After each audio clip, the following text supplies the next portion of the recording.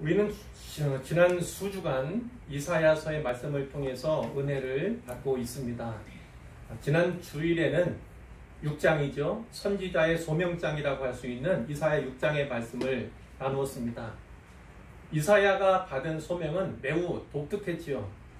하나님께서는 선지자에게 이 백성의 마음을 둔하게 하며 그들의 귀가 막히고 눈이 감기게 하라, 이런 소명을 주었습니다. 하나님께서 이런 소명을 주신 이유가 무엇이었습니까? 그들이 하나님께 돌아와 고침을 받을까 하나님께서 염려하셨기 때문이라고 성경이 증언하죠. 하나님께서 자기 백성에게 얼마나 화가 나고 얼마나 실망하셨으면, 더 기대할 것이 없다는 생각을 하셨으면 이런 소명을 주셨겠습니까? 그러나 우리가 기억해야 할 것은요, 하나님은 자기 백성을 버리고 싶어도 잊고 싶어도 그러지 못하는 하나님이시라는 사실입니다. 그분은 공의의 하나님이시지만 동시에 사랑의 하나님이시고 언약의 하나님이시기 때문에 그렇습니다. 우리는 하나님 마음을 잘 알아야 합니다. 하나님께서 선지자를 계속해서 부르시고 계속해서 보내신다는 것은 곧 그분은 여전히 자기 백성에게 관심이 있으시고 자기 백성을 사랑하시며 그들이 돌아오기를 간절히 기다리신다는 그런 반증이 되는 것이죠. 끝까지 버리지 못하고 잊지 못하고 포기하지 못하는 것이 우리 하나님 아버지의 마음임을 꼭 기억했으면 좋겠습니다. 하지만 그들은 6장 9절의 말씀과 같이요, 듣기는 들어도 깨닫지 못하고 보기는 보아도 알지 못합니다. 오늘 본문에 아하스 왕이 나오는데 그 아하스 왕이 바로 듣기는 들어도 깨닫지 못하고 보기는 보아도 듣지 못하는 그러한 어떤 전형적인 인물로서 소개되는 것을 우리가 보게 되지요. 오늘 본문에 나오는 아하스 왕에 대해서는요, 열왕기 하에 16장에 잘 요약이 되어 있습니다. 그는 어떤 사람이었냐면, 유다 왕 요담의 아들 아하스가 왕이 되었는데 나이가 20세였습니다. 20세 나이로 왕이 되어서 16년간을 예루살렘에서 다스렸는데요. 그에 대한 기본적인 평가는 이겁니다. 그의 조상 다윗과 같이 아니하여 그의 하나님 여호와께서 보시기에 정직히 행하지 아니했다는 것이 1차적인 평가이고요. 이스라엘의 여러 왕의 길로 행했다. 북이스라엘은 모든 왕들이 다 악한 왕이었잖아요. 그 북이스라엘의 여러 왕의 길로 행했다, 이렇게 말씀을 하고, 또 여호와께서 이스라엘 자손 앞에서 쫓아내신 이방 사람의 가증한 일을 따라 자기 아들을 불가운데로 지나가게 했다는 거예요. 이방 종교의 풍습 가운데 불가운데로 지나가는, 근데 자기 아들을 그 불가운데로 지나가게 했다는 거예요. 그런 가증한 일을 행하는 왕이고, 또 산당들, 작은 산 위 모든 푸른 나무 아래에서 제사를 드리며 분향했다. 역시 우상 숭배자였다. 그것이 성경의 증언인 것입니다. 자, 어쨌든 그럼에도 불구하고 유다 왕이라고 하는 그 직분은요, 하나님 앞에서는 이스라엘 백성을 대표하는 그런 인물이에요.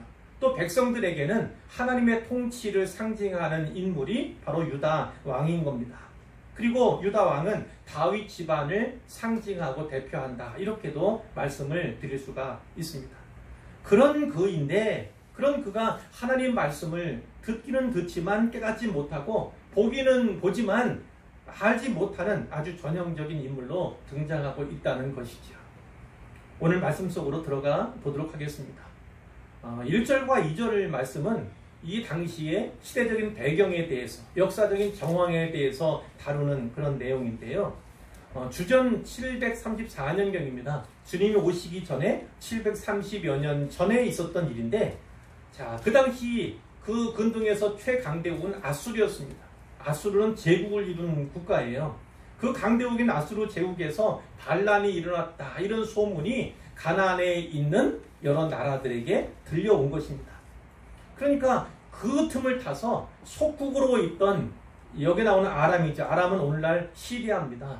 그리고 북왕국 이스라엘이 독립을 선언하게 이르는 거예요. 아수르에 대해서 반기를 든 것이죠. 그 아람 왕은 르신이라는 사람이고, 이스라엘에는 베가 왕이 있었는데 이 둘이 서로 동맹을 맺은 겁니다. 그리고 유다도 그 동맹에 끌어들이려고 이렇게 계획을 했던 거예요. 요청을 했는데 유다 왕인 아하스가 그 동맹 제안을 거절을 했습니다. 두 왕이 화가 났어요. 그래서 남왕국을 침략해서 예루살렘을 치게 된 것이고 유다는 국가적인 위기를 맞게 된 것이죠. 자, 2절에 보면요.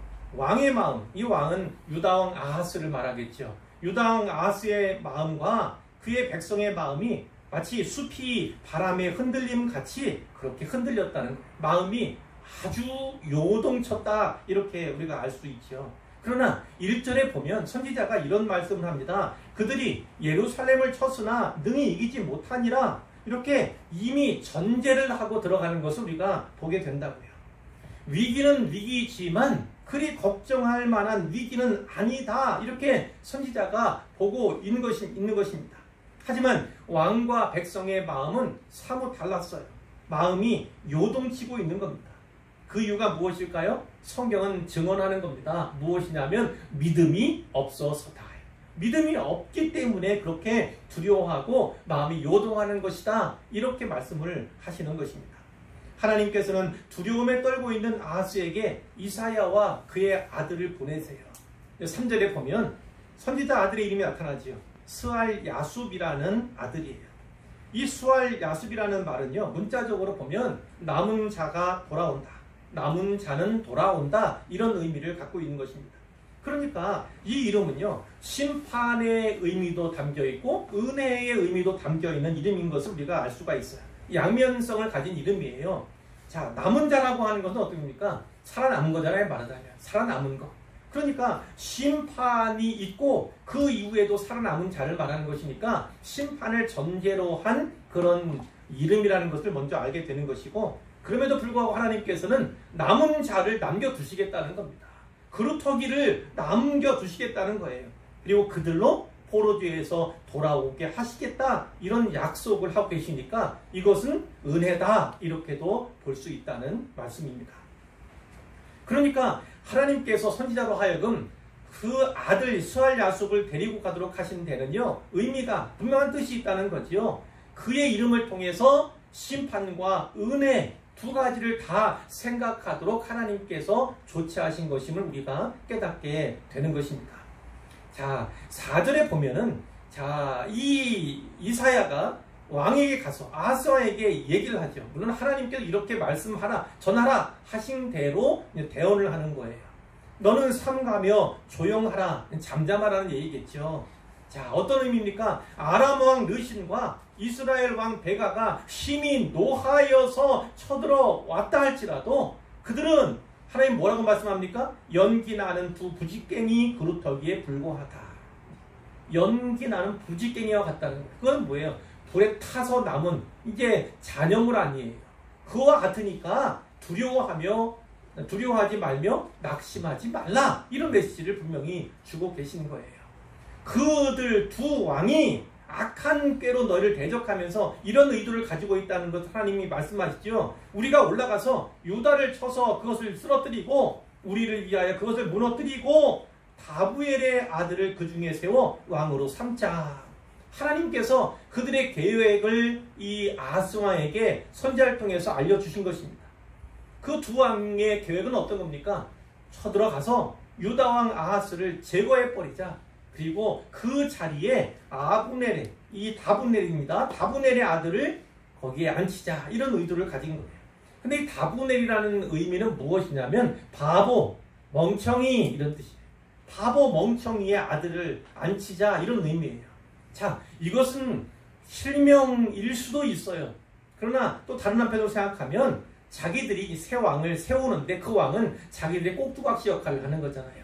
바보 역할을 하는 거 아닙니까? 그러니까 그에게 붙인 별명일 수도 있음을 우리가 이제 알게 되는 것이고요. 그러나 분명한 사실이 있습니다. 그것은 그 다부엘의 아들이라는 그 사람은 이 다윗의 집과 다윗의 가문과는 상관이 없는 인물이었을 것으로 우리가 알 수가 있는 거죠. 자, 그렇다면 그들은 쳐들어와서 유다 왕을 폐위시키려고 하는 그런 계획을 갖고 있지만 이것은 본의 아니게 뜻하지 않게 하나님의 계획과 하나님의 뜻에 정면으로 도전장을 내민 것과 같은 결과를 갖게 되는 것입니다. 하나님께서는 다윗에게 약속하였잖아요. 언약하였잖아요.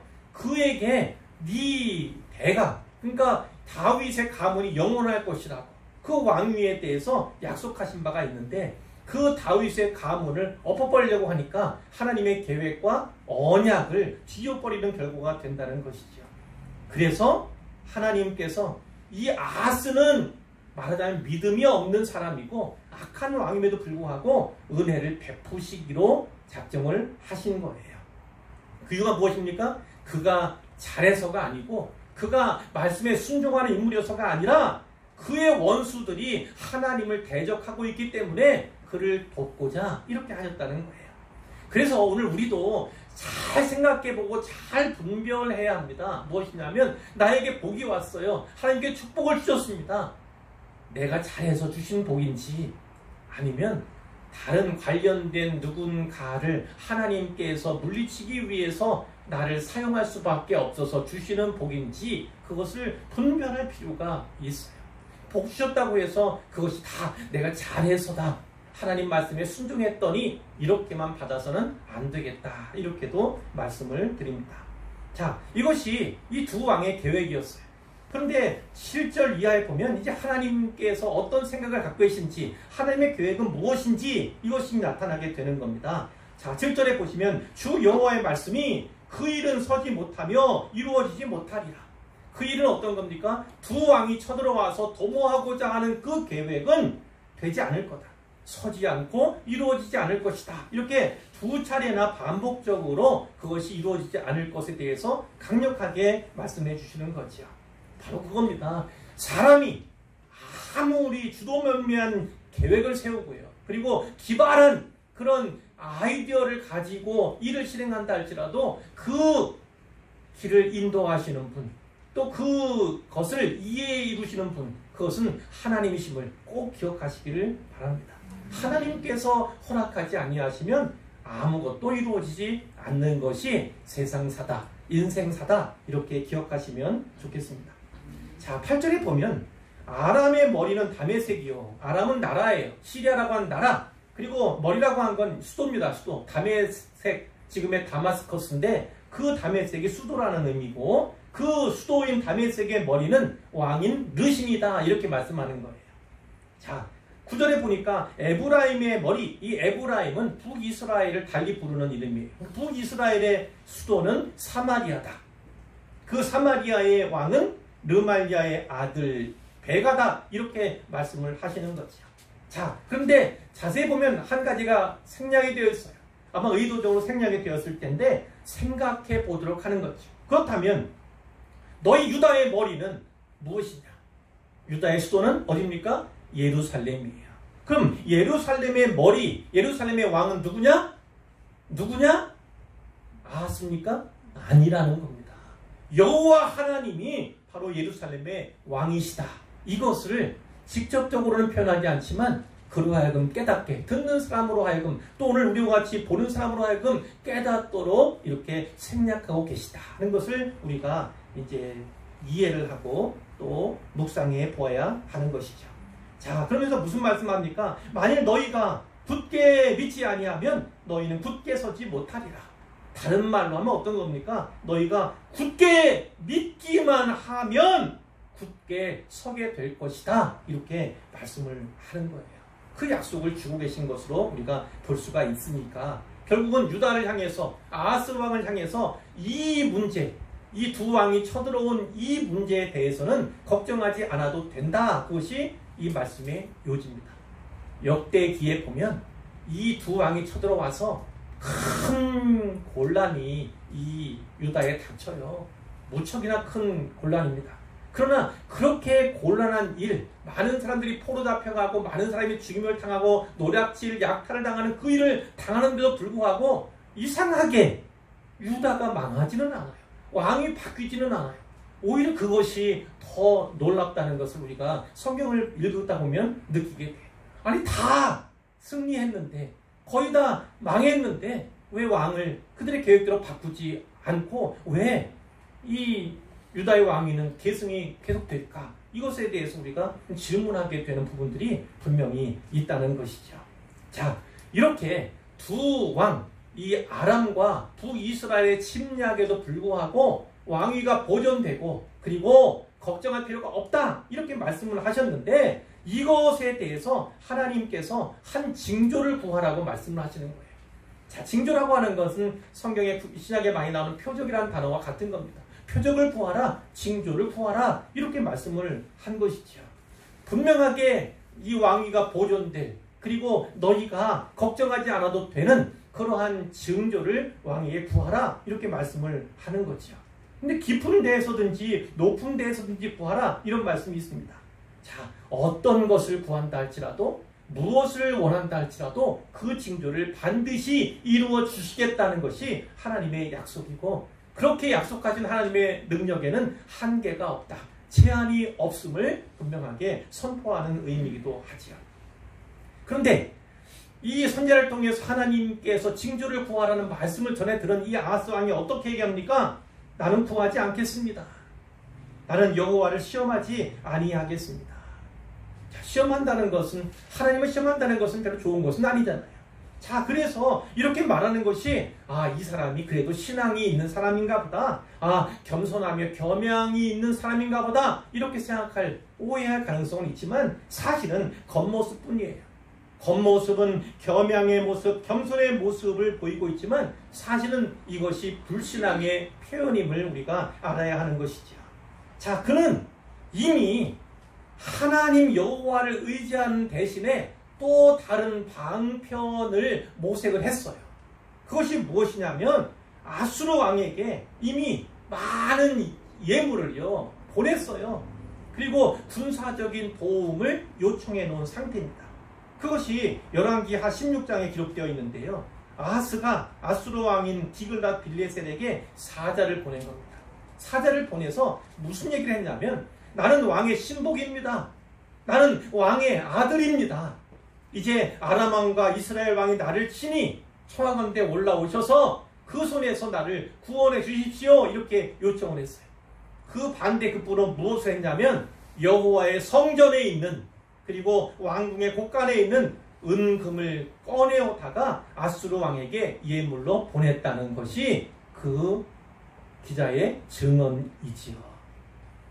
하나님 여호와를 이 위기 가운데 국가적인 재난 가운데 의지하기보다는 오히려 이방, 특별히 강대국 그리고 적국인 아수르 왕의 도움을 또 그것도 왕국만 아니라 여호와의 성전에 있는 그 은금을 가져다가 요청하는 것이 바로 이 사람 아하스의 모습이었다는 것이죠.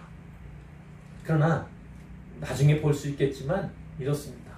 결국은 이 아람 왕도 아람이 망하죠.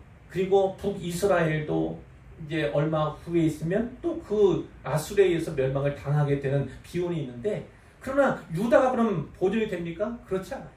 시리아도 그러니까 아람도 먹어삼키고 북이스라엘도 먹어삼킨 뒤에는 유다마저 침략해 오고 하나님께서 진짜 남은 자들을 남겨주시고자 하지 않으셨다면 이 아하스의 아들인 히스기야에게 은혜를 베풀어 주시지 않았다면 그의 눈물의 기도를 들어주시지 않았다면 그러면 유다도 망할 수밖에 없는 아수르에 의해서 물론 그럼에도 개선되는 거나 개전의 모습이 없어서 결국은 뒤에 아수르를 대신해서 또 세계를 제패하게 되는 바벨론에게 포로 잡히는 그 비운이 바로 이 유다의 역사이지 않습니까?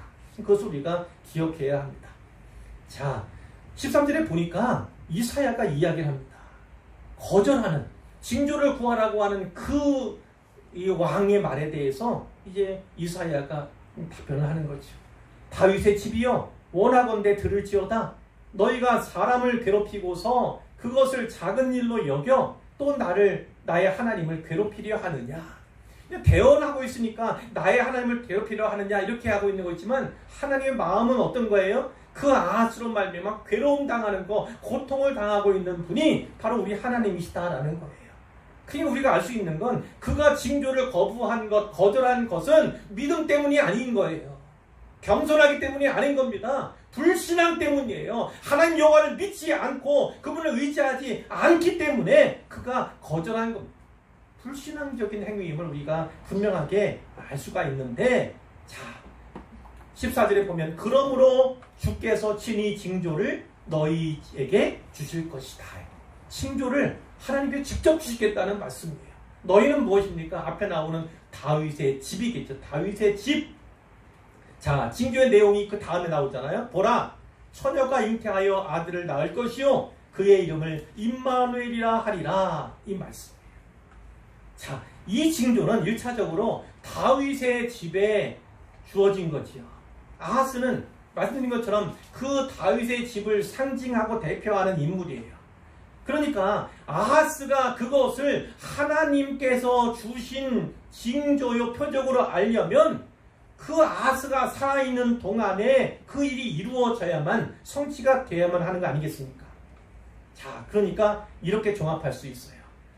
그가 알만한 아하스 자기 집안의 누군가가 아들을 낳게 되고 그 아들의 이름을 임마누엘이라고 짓게 되는 그 일이 있게 된다는 것입니다.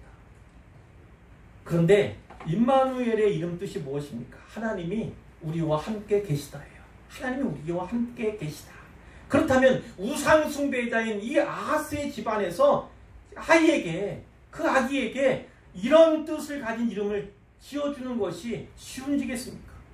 결코 쉬운 일이 아니었을 거예요. 그렇기 때문에 하나님께서 주신 징조고 표적이라고 우리가 이해할 수가 있는 거죠. 모두 다 누구든지 다 임마누엘이라고 이름 지을 수 있는 그런 상황이었다면 표적이라고 하기가 어렵겠지요. 그것이 표적인지 아닌지 분별하기가 어려운 거지요. 아하스 집안의 누군가가 자기 아들의 이름을 임마누엘이라고 이렇게 이름 지음으로써 하나님께서 친히 주신 징조가 성취되었다, 이루어졌다, 이렇게 우리가 볼 수가 있는 거예요. 그러나 이 부모와 그 아이에 대해서는요, 성경이 아무런 정보를 더 이상 주고 있지 않습니다. 왜 그렇겠습니까? 왜 그렇겠습니까? 왜 선지자 이사야가 그 아이에 대해서는 침묵하고 있을까? 저는 이렇게 생각합니다. 제 생각에는요, 이사야가 그 아들 너머에 있는 또 다른 아들을 바라보았기 때문이라고 저는 믿어요. 그 아들이 누굽니까? 바로 메시아이신 예수 그리스도시라는 것입니다. 마태복음의 기자인 마태가 그 책 제1장에서 예수 그리스도의 나심에 대해서 이렇게 기록하고 있잖아요. 예수 그리스도의 나심은 이러하니라 그의 어머니 마리아가 요셉과 약혼하고 동거하기 전에 성령으로 잉태된 것이 나타났다. 자, 무슨 말씀인지 아시죠? 약혼한 약혼녀 마리아가 아이를 뵌 거예요. 아이를.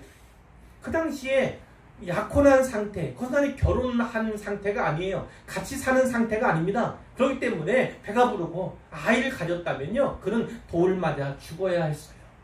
그 사회에서 모진 박해 받아야만 하는 그런 상황이에요. 근데 남편 요셉이 의로운 사람이기 때문에 이것을 드러내지 않고 가만히 끊고자 했다.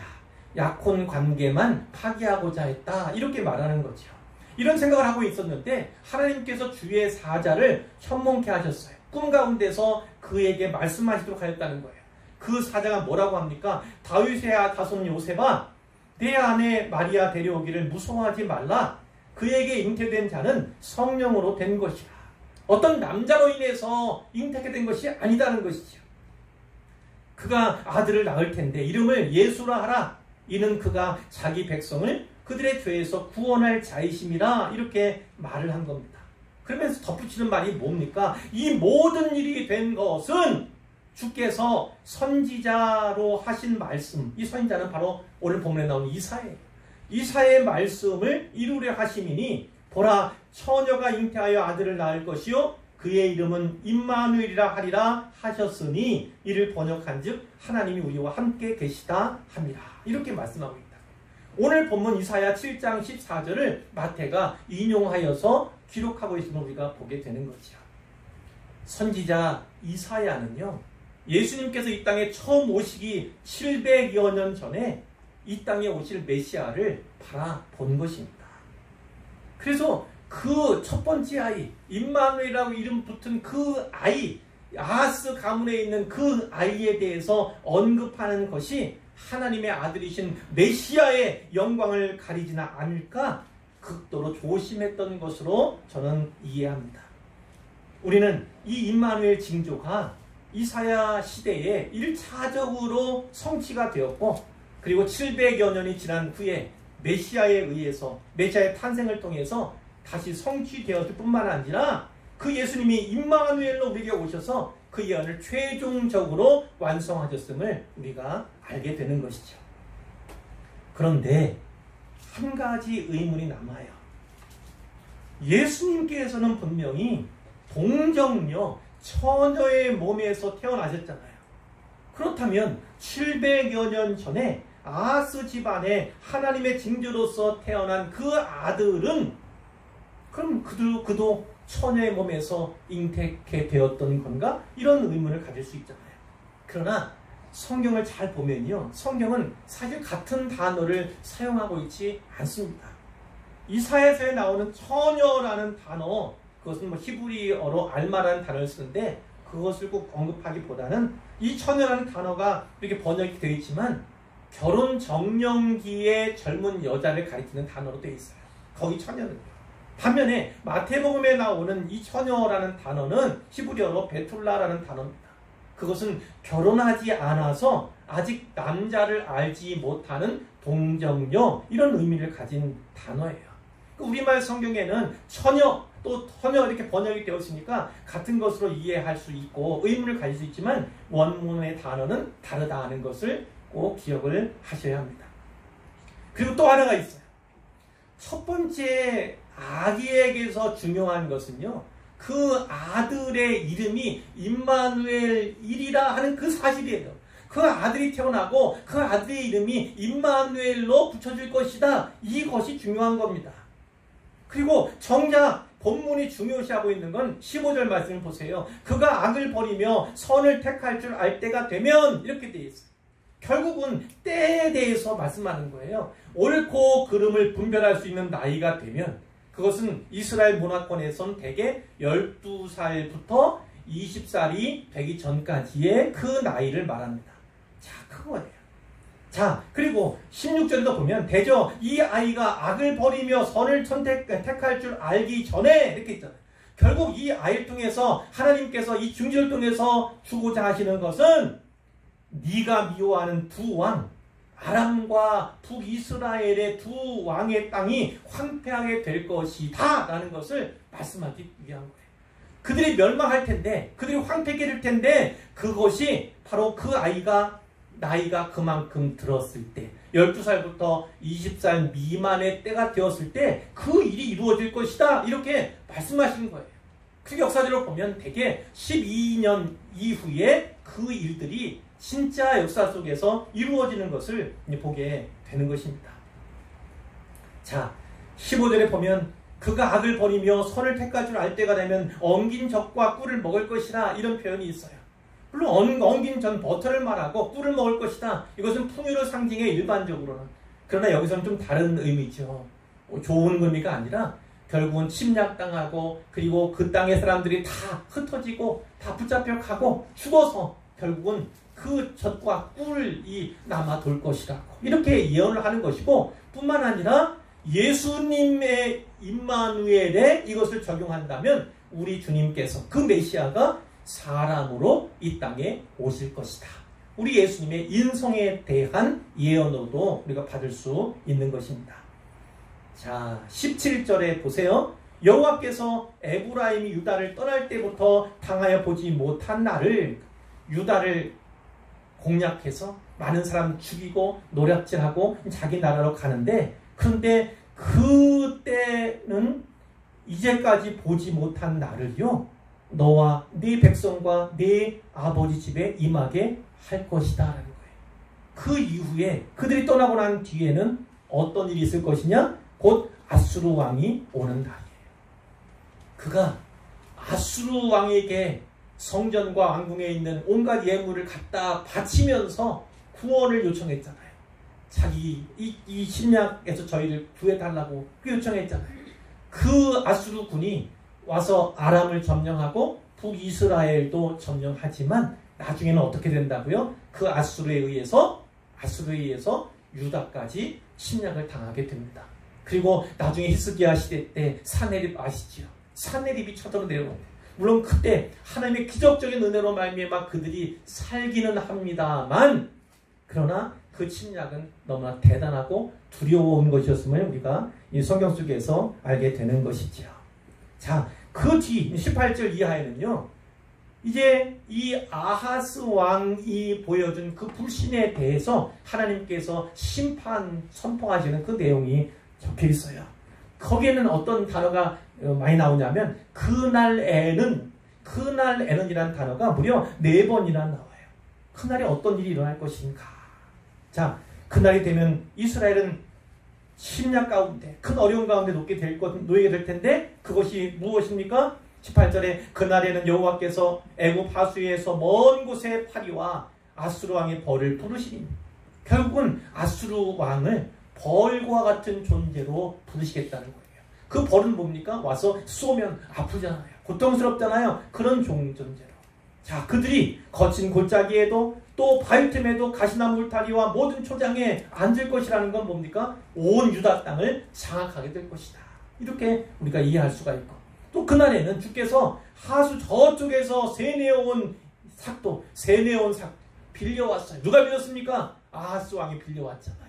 그 세내온 삭도는 면도날을 의미해요. 자, 그 삭도인 아수르 왕이 어떻게 할 것입니까? 네 백성의 머리털과 발털을 미실 것이요 수염도 깎으시리라 해요. 이스라엘 근동의 문화권에서 이 수염을 깎는 것, 특별히 자기 손이 아니라 다른 사람이 내 수염을 깎게 날더러 두는 것, 그리고 또 적이 와서 그 패배자의 수염을 깎고 머리털을 미는 그 행위는요, 수치 중에 최대의 수치였던 거예요. 그 수치를 당하게 하겠다는 말씀이에요. 그런데 여기 잘 보면 머리털만 아니라 수염만 아니라 뭐도 나옵니까? 발털도 나와요. 발털. 근데 이것은 번역만 이렇게 되어 있겠지 사실은 음부의 털을 말하는 거예요. 그렇다면 무슨 말입니까? 수염을 깎이고 머리털을 깎이는 수치 그 이상일 거라는 거예요. 너희가 생각하지 못한 그런 수치를 너희가 당할 거라, 이렇게 분명하게 말씀을 하신 겁니다. 21절에 그날에는 사람이 어린 암소 한 마리, 양 2마리를 기르는 텐데 그것들이 되는 젖이 많아서 엉긴 젖을 먹게 될 것이다. 자, 이게 무슨 말입니까? 남아있는 사람들이 너무나 적은 거예요. 그래서 한 마리 어린 암소와 2마리 양이 제공하는 그 우유로도, 젖은 젖만으로도 너희가 배고픔이 없을 거라는 거예요. 왜 그렇습니까? 사람이 없으니까. 인구가 크게 줄어요. 그래서 이 작은 양의 어린 암소에게서 제공되는 이것만으로도 충분히 먹고 살게 될 것이다. 이런 겁니다. 그러니까 얼마나 인구가 줄고 얼마나 그 고통이 심하게 되고 많은 사람이 죽고 포로가 되면 이런 일이 일어나겠습니까? 23절에 그날에는 1000그루의 은 1000개의 가치가 있는 포도나무가 있던 곳마다 찔레와 가시가 날 것이다. 그리고 온 땅에 찔레와 가시가 있으므로 화살과 활을 가지고 그리로 갈 것이요. 자, 그곳은 농사지니까 농기구인 보습을, 괭이를, 삽을 가지고 가야 하는 데잖아요.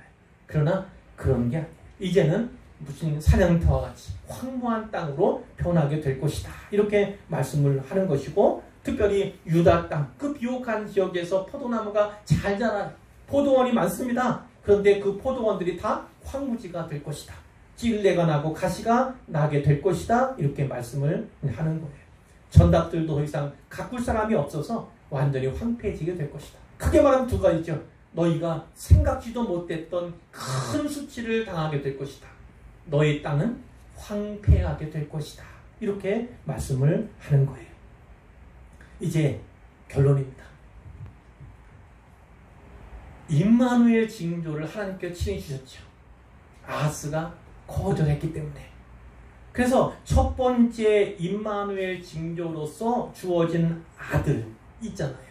아하스 집안, 아하스 집안의 누군가 그 아들이 태어나고 그가 임마누엘이라고 하는 이름을 받게 되는데 이 아이에게는 그 이름만 의미가 있는 거예요. 이름만 의미가 있어요. 하지만 두 번째 임마누엘로 이 땅에 오신 예수님께서는요, 구원자이시며 구주로 이 땅에 오셨지요. 그분은 임마누엘이라고 하는 이름만 받은 것이 아니라 임마누엘의 이름 뜻처럼 우리와 함께 계시는 하나님으로 이 땅에 오신 거예요. 자, 중요한 것은 하나님께서 함께 계신다라고 하는 것을 믿는 거죠. 그러면 아람과 북이스라엘 연합군이 쳐들어온다 할지라도 너희가 건짐받게 될 것이다. 하나님께서 그 은혜를 첩지 않게 할 것이다. 또 분명히 이 가운데 어려움이 있겠지만 그러나 종국에는 남은 자로서 살게 할 것이다. 이런 약속을 우리가 볼 수가 있습니다. 자, 누가복음 2장에 보면 이런 내용 있잖아요. 베들레헴에서 양치던 목자가 주의 사자 천사의 방문을 받잖아요. 천사가 따지면 얼마나 두렵겠어요. 그 천마디가 뭐라고 합니까? 뭐라고 합니까? 무서워하지 말라. 보라, 내가 온 백성에게 미칠 큰 기쁨의 좋은 소식을 너희에게 전하노라. 오늘 다윗의 동네에 너희를 위하여 구주가 나셨으니 곧 그리스도 주시니라. 너희가 가서 강보에 쌓여 그 위에 누워있는 아기를 보리니 이것이 너희에게 표적이니라. 이렇게 이야기를 하지 않습니까? 제일 처음 말이가 무엇입니까? 무서워하지 말라. 이 무서워하지 말라는 천사의 음성은요, 궁극적으로 보면 내가 갑자기 나타나서 또 이 사람들이 경험하지 못한 그런 모습이니까, 그런 또 존재이니까 두려워할 수 있지만 좀 더 궁극적으로 말하자면 어떤 겁니까? 자기를 두려워하지 말라, 이런 뜻만은 아닌 것으로도 우리가 이해할 수 있어요. 모든 두려움과 모든 무서움에서 해방시킬 존재, 그분이 바로 오늘 나셨다. 이렇게 말씀하는 것으로도 우리가 알 수가 있는 것이죠. 하나님께서 함께 하신다. 하나님께서 함께 하신다는 것은 두려움의 문제를, 모든 또 무서움의 문제를 해결할 길이, 해결받을 길이 우리에게 주어졌다는 것을 알게 해주는 거지요. 마태복음 28장 끝부분에 이렇게 되어 있지 않습니까? 예수님께서 말씀하셨어요. 하늘과 땅의 모든 권세를 내게 주셨으니 그러므로 너희는 가서 모든 민족을 제자로 삼아 아버지와 아들과 성령의 이름으로 세례를 베풀고 내가 너희에게 분부한 모든 것을 가르쳐 지키게 하라. 볼지어다 내가 세상 끝날까지 너희와 항상 함께 있으리라. 이렇게 말씀하셨습니다. 우리 주님께서 뭐라고 말씀하셨습니까? 세상 끝날까지 너희와 항상 함께 있으리라고 이렇게 약속하셨어요. 사도행전 1장에 보면 8절이죠. 오직 성령이 너희에게 임하시면 너희가 권능을 받고 예루살렘과 온 유대와 사마리아와 땅끝까지 이르러 내 증인이 되리라. 이렇게 말씀하셨어요. 여기는 어떤 겁니까? 공간적으로는 땅끝까지입니다. 땅끝까지. 시간적으로는 세상 끝날까지, 공간적으로는 땅끝까지 하나님께서, 우리 주님께서 함께 하시겠다. 늘 함께 하시겠다고 이렇게 약속을 하셨어요. 이것은 다른 말로 하면 고와 같이 너희를 버려두지 않겠다는 약속과도 다르지 않습니다. 하나님께서 책임지시겠다는 약속이에요. 돌봐주시고 지키시고 보호해 주시겠다는 그런 약속이기도 하고요. 자, 또 고린도후서 4장 8절의 말씀에 의하면 이런 거죠. 우리가 사방으로 우겨쌈을 당하여도 쌓이지 아니하며, 이런 말이죠. 우리가 사방으로 동서남북으로 우겨쌈을 당하는 거예요. 그러나 쌓이지 않습니다. 성도는, 신자는, 그리스도는 이는 쌓이지 않아요. 왜 그렇습니까? 우리 주님이 우리와 함께 하기 때문이에요. 우리는 쌓일 수밖에 없지요. 그러나 주님이 우리와 함께 하시면, 주님께서 우리를 안아주시고 주님께서 우리를 손잡아 주시면 우리는요, 우겨쌈을 당하지 않는 존재가 되는 겁니다. 답답한 일을 당하여도 낙심하지 않는 존재가 되는 거예요. 박해를 받아도 버림받지 아니하는 존재가 바로 우리입니다. 거꾸로 들림을 당하여도 결코 망하지 않은 존재로 부름받은 사람들이 바로 우리다. 이렇게 말씀드릴 수 있어요. 결국은 하나님께서 함께 하시는, 하나님께서 함께 하심을 믿는, 또 의지하는 그런 자에게는 꼭 이김만이, 승리만이 주어졌다는 사실을 반드시 기억하시기를 바랍니다. 우리 주님은 세상 끝날까지 우리와 함께 하실 것이고, 우리가 천국 가는 그날까지, 아니 천국에 가서도 하나님 나라에서도 영원히 우리와 함께 하실 분이라는 사실을 꼭 기억하시기를 바랍니다. 마지막으로 한 가지만 더요. 임마누엘의 징조가 주어졌고 그것은 메시아의 징조로도 이어지지만, 아하스는 이 징조에서 배제된 사람이에요.